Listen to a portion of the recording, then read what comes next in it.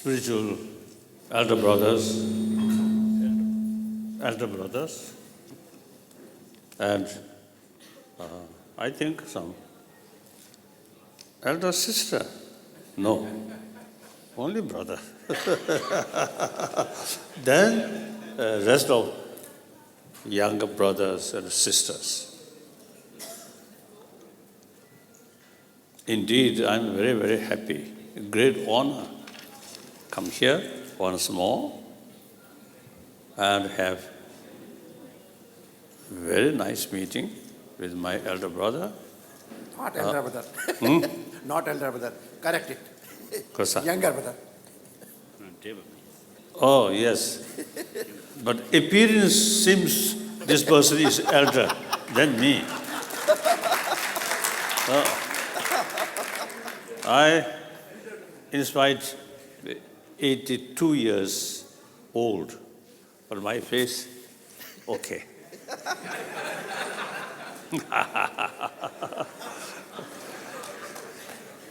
So sometimes, you see, some of my friends, you see, after 10, 15 years we met, then many of them, you see, express to me, oh, you still looks young, not much sort of change.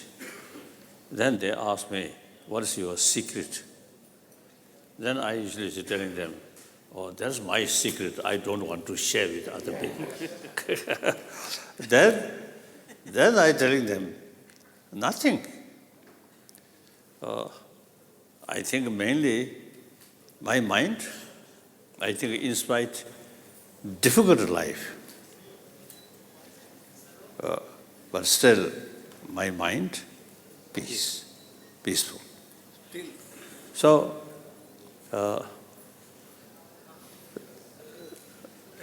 they, in spite of some problems here and there, and including Tibetan problem, they say my mind quite peace. This not remain indifferent, right?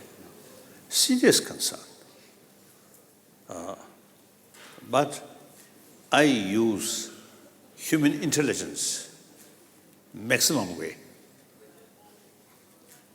So, and the Buddhist was the concept, Patit Samupant. See, with that concept, when I use my intelligence, and I can see wider perspective. This event happened due to that factor, due to that factor. You can see more wider perspective. And then also you see today's sort of problem also related with the previous sort of events.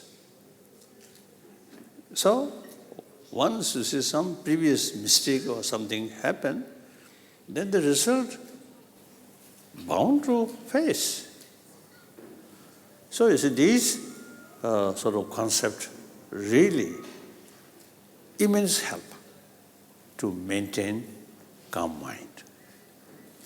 And then another sort of one advice, I think around 8th century, one great master of Nalanda, he truly Bodhisattva, and his teaching mainly for how to develop altruism, infinite altruism, and then how to practice forgiveness, how to practice tolerance, these things. So that master, he stated, when we face some tragic thing, then we should look that tragedy. If there is a way to overcome that tragedy, then you see, no need to worry. Work hard, make effort. If there is no way to overcome, then no use too much worry. That's, I think, very realistic advice. So since my childhood, you see, my tutor, my teacher, when I sort of express some complaint, some sort of expression, my teacher used to say, he repeated this quotation. So, because of this intelligence, and then other hand, warm-heartedness. Warm-heartedness gives you inner strength, self-confidence. You consider all human beings are our brothers, sisters. That kind of sort of strong, sort of, the conviction, very helpful, reduce fear, distrust. So, the compassionate sort of feeling from heart, that give me inner strength. Inner strength reduce fear. Then this intelligence, look more realistic way, and every event look from not just one dimension, but 3 dimension, 4 dimension, 6 dimension. Many dimensions. Oh, then you get the fuller picture. So then our method is to become more realistic. Without knowing the realistic, without knowing the problem properly, then sometimes our wish, desire, anger, then become dominant our mind. That disturb our mind. More realistic way, look, as I mentioned earlier, then it can be possible to overcome. Then no worry. Think more seriously. Make effort. If there's no way to overcome, then no use to worry. So this is actually part of my practice. So very helpful to keep my mind calm. Now, medical scientists, they say, healthy mind, peaceful mind, calm mind, very important for health. So I think my sort of looks quite sort of.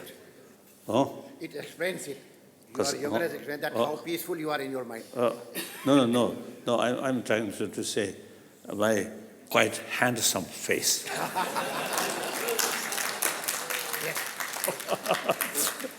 Because of this inner peace. So you, all my brothers, sisters, you all have the same potential. Pay some attention to these things. And you will develop, you can develop peace of mind. And through that way, your physical, let's say, more healthy. I don't know, my compassionate mind seems to see no effect my needs. Then I'm wondering, any effect, compassion, more hair or not, I don't know. You also.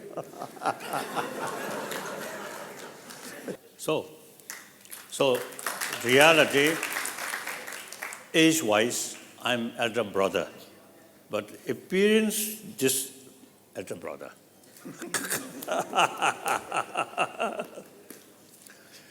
So indeed, I feel great honor. Come here, and now this moment, meeting with some different spiritual leaders and some scholars and some guests, and then a young student. So I really very, very happy. Now, I do not go detail. My 3 commitments. Number 1 commitment, as a human being, one of the 7 billion human beings, they say, we human beings, everyone want happy life. Yet, many problems actually our own creation. This problem not start from childhood, but gradually, you see, we more sort of negative emotions become part of our life, then create this problem. Violence, killing each other. And then neglect poor people. So, number of people facing starvation, mainly in Africa. And then like this, India, huge gap, rich and poor. So these, I feel, we cannot blame karma. Huh? Yes. Our own sort of what's the lack of sense of concern of these poor people. Right. Their livelihood through education, through sort of medication, must sort of improve. So, a lot of problem, essentially our own creation. I feel all these sort of problem, our own sort of made this problem is actually our motivation. Too much self-centered attitude. Don't care about others. And for temporary benefit to you, no hesitation to kill. So now, only way to overcome these things, we must promote deeper human value, that is human affection. Now, some scientists also say basic human nature is more compassionate. This is really hopeful sign. Now here, existing education system not adequate about inner value. Existing education system very much oriented about a material value. So now, number of people, many professors, many universities professors, some NGOs, we already sort of seriously thinking or discussing how to introduce secular ethics based on compassion in secular education field. Now, second, my commitment is promotion of religious harmony, which you already mentioned. I am Buddhist monk.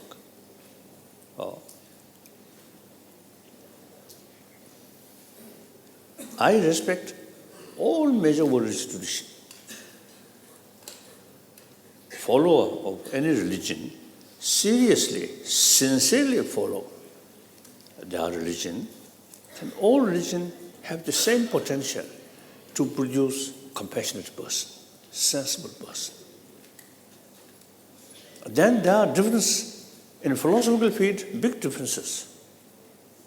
But these different philosophy is necessary according people who have different mental disposition.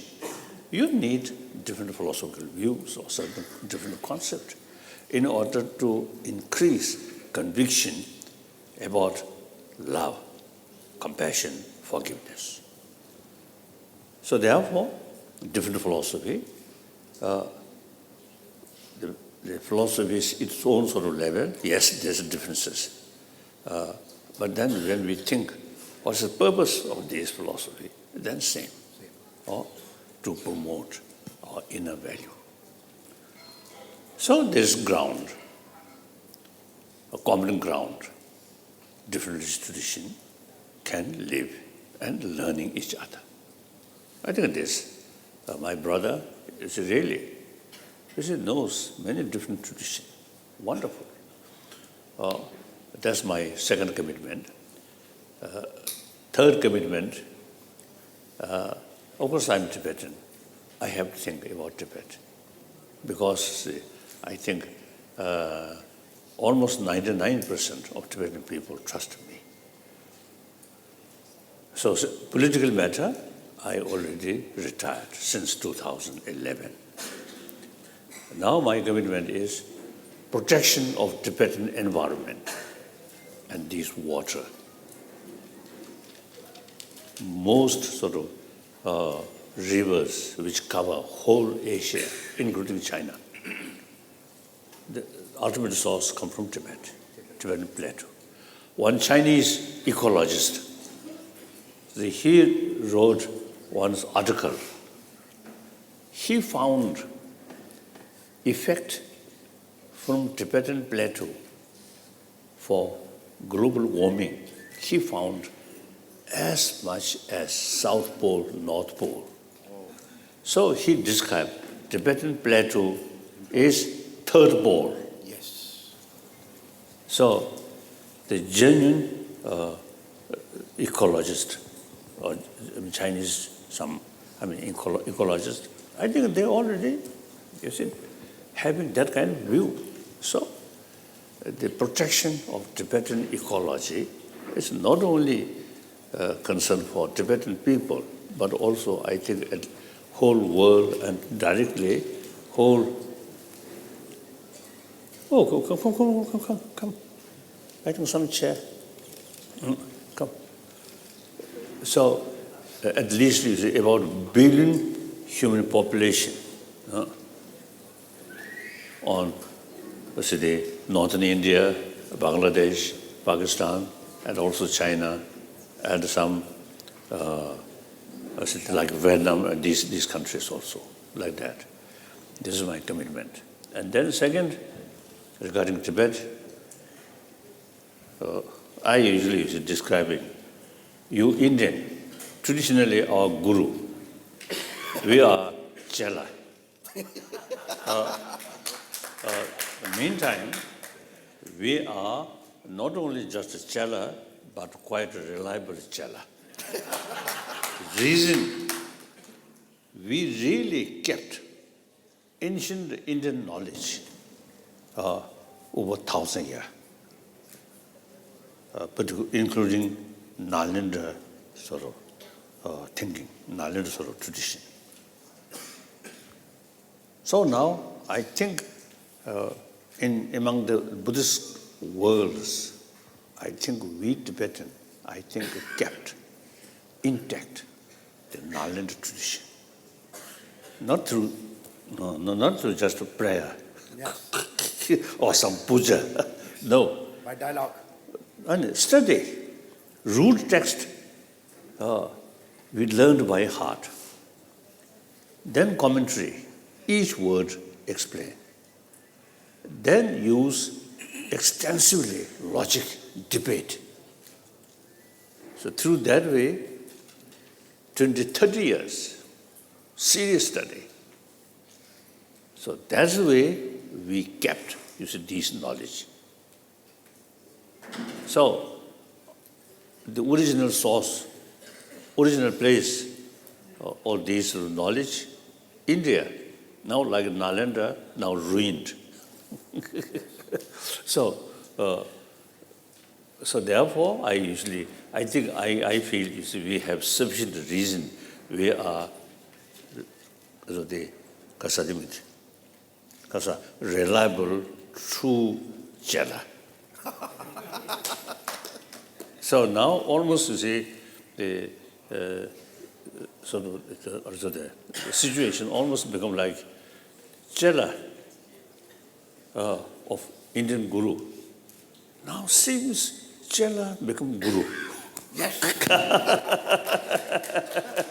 Every Guru wants that his Chela should be more higher knowledge than Guru. So we say, Sarvatra Vijayam Kankchet Putrat Chhatrat Parajyam.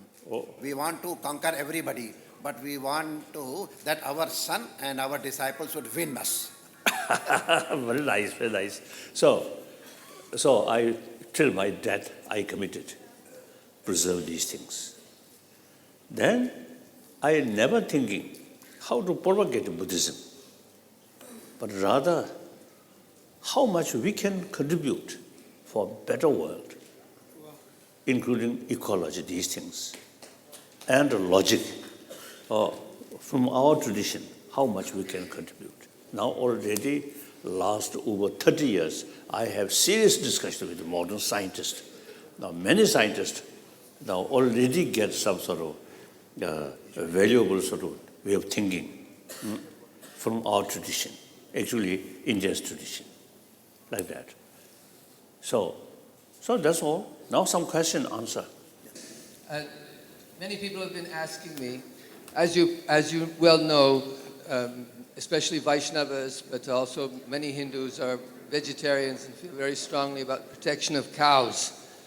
And so we also feel, from this point of view, that karma, that causing so much suffering to so many animals around the world, especially in the modern system of slaughterhouses, that this is a very bad thing for world karma. So I would like to hear what you have to say about this subject, because we know that Tibetan people traditionally ate meat. It was the natural foodstuff of the environment. Right. Among the Buddhists, like Vinaya Sutra, Vinaya rule, no prohibited non-vegetarian food. But Vinaya, the principle is monk, no personal kitchen, begging bowl, and go around Sri Lanka, still that practice, and Burma, Thailand. So whatever they get, they should accept. Monk, no right to demand, I have vegetarian food or non-vegetarian food like that.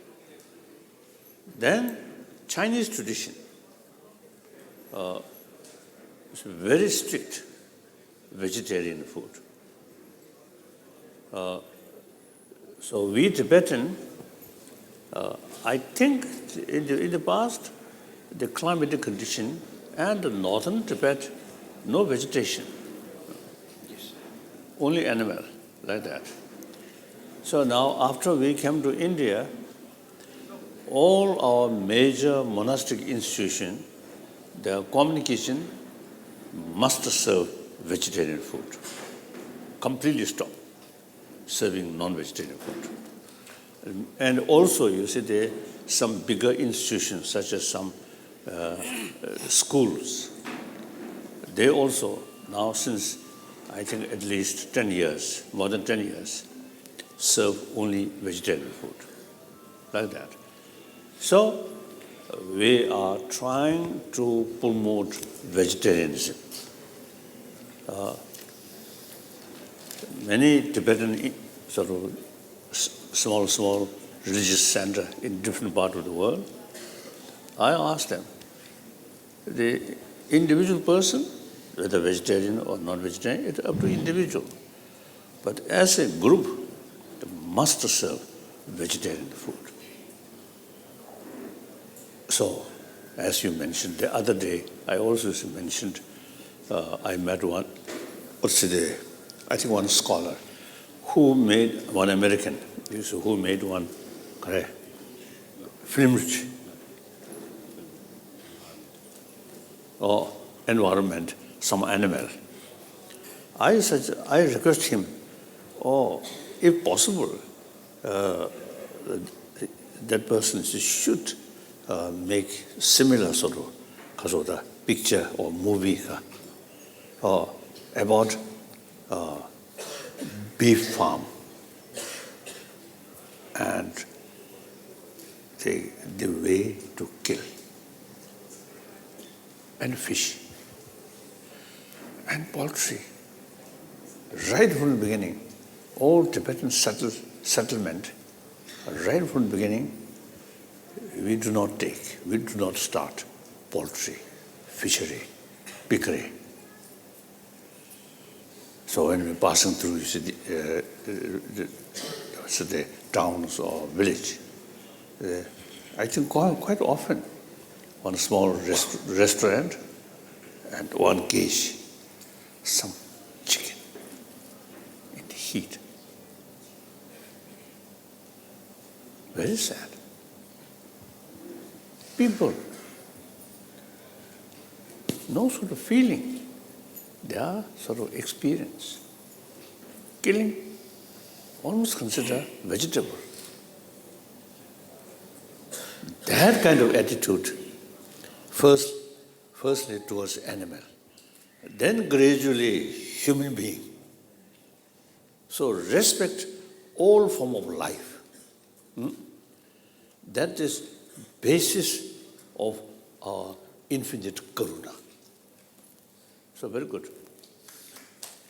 परम पावन जी के चरणों में प्रणाम और मंच पर सभी महापुरुषों के चरणों में विनम्र प्रणाम करते हुए मैं एक प्रश्न पूछना चाहता हूं कि तिब्बत को और तिब्बत के जो शरणार्थी भारत में रह रहे हैं उनके पुनर्स्थापना के लिए प्रवास के लिए हमें क्या करना चाहिए या उस दिशा में हम क्या कर रहे हैं?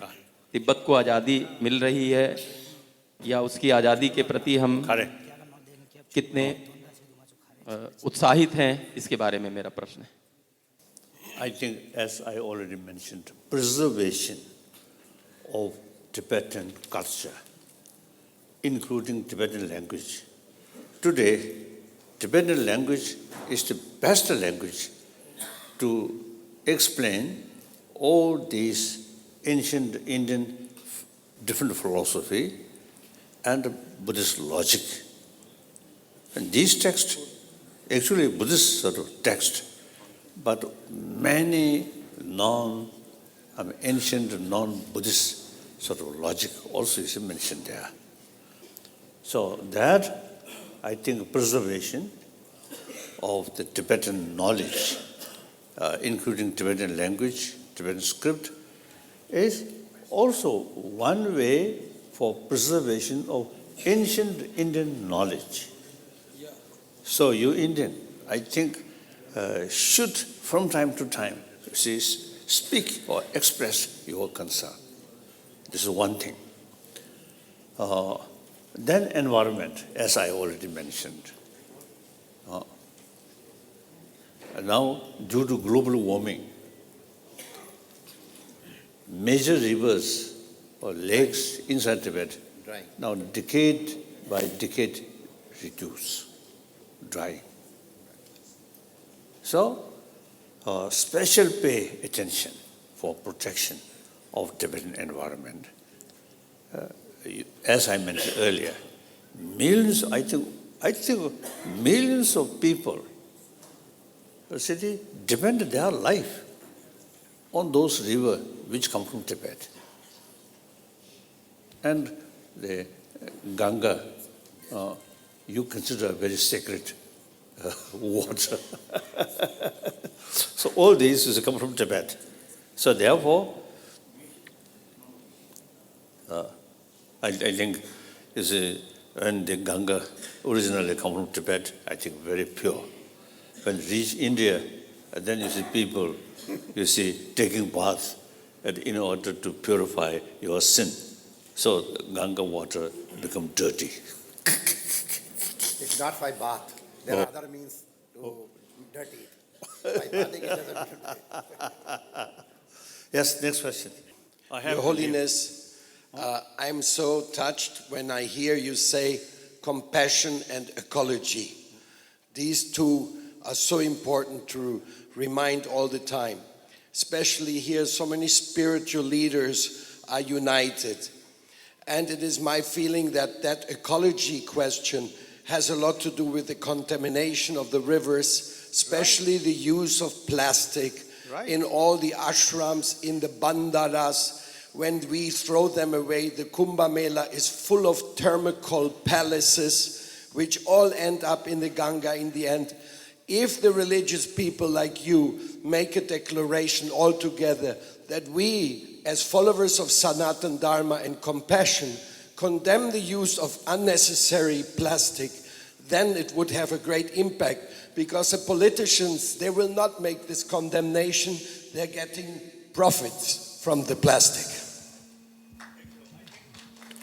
You see, we can make some kind of declaration, but just one declaration, not sufficient. Now each sort of group, I think, make effort. Then, and the members of your own sort of organization, you see, each should carry a sense of responsibility to protect environment. That I think, so I fully agree. Yes, we all have the responsibility, you see, to, to keep our world more,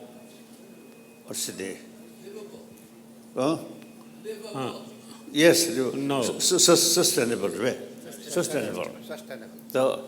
If the ecology, when you see damage of ecology reach at a certain level, then this is a question of human beings' survival. Gradually more desert come. Eventually, our planet become like Mars. Yes. We cannot sort of live. So this is only our home. We have to take our home. I think in our room, feel too cold, then furniture burn. Wrong. Something like that. So we have to take seriously about the preservation of ecology. Now that not only intellectual level, the taking care of ecology should be part of our daily life through education.